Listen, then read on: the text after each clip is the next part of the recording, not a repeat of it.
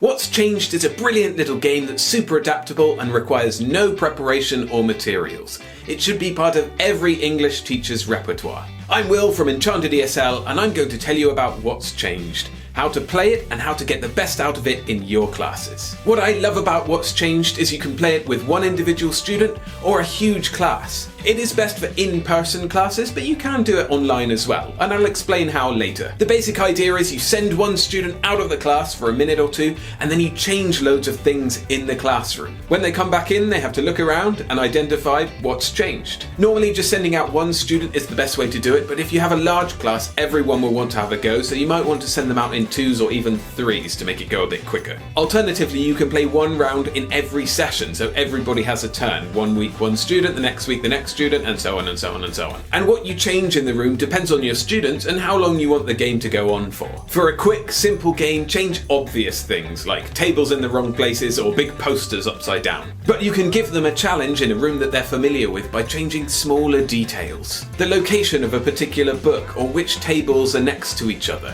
I would avoid hiding things though, because this can take a long time for them to find. They should be relatively easy to spot. The point of the game is they express what has changed, not spend a whole time going around in silence looking for something. I like to get the remaining students in the classroom to change a few things, as long as they're careful with other people's property and they don't change too much. You should definitely set a limit on what's acceptable and set a time limit for this too. Aim for around 5 to 10 changes, or if you're sending multiple students out, then double it. And of course everything needs to go back to its original place afterwards. So when the student or students come back in, they have to say what has changed.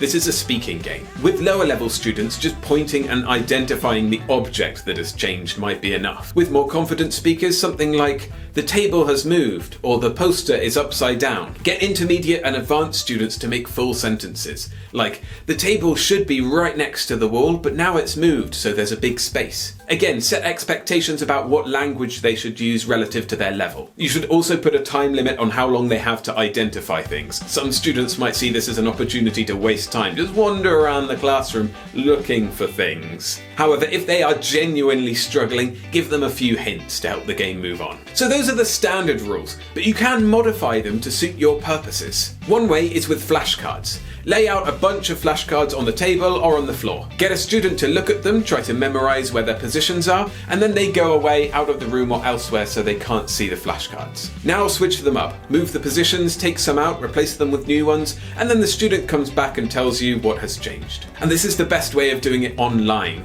Get like a PowerPoint slide or something like that with loads of different objects on. You can share it with your students so they can see it, and then hide it from them, change a bunch of stuff, and then share it again. You've got loads more options here as well. You can change colours, you can flip things upside down, you can make them bigger or smaller. There's loads of things you can do digitally that you couldn't do in person. The final way to play this is as a warm-up activity. Before students even come into the classroom, you can change a few things, and as they come in, they notice what is different about the room. Obviously, this will only work if students are out of the classroom before the lesson. If they're already in there and you're the person that comes to their room, you can't really do this. But you can make it work first thing in the morning or just after a break. Get them to tell you the changes that they've seen or write them down. If you get into a routine of this, it can be a really fun way to start every class. Every day you can change something different and students will come in and know what to do straight away. They'll already be looking around the room searching for the differences. If you are going to do this, I recommend limiting it to about 2 or 3 changes per session.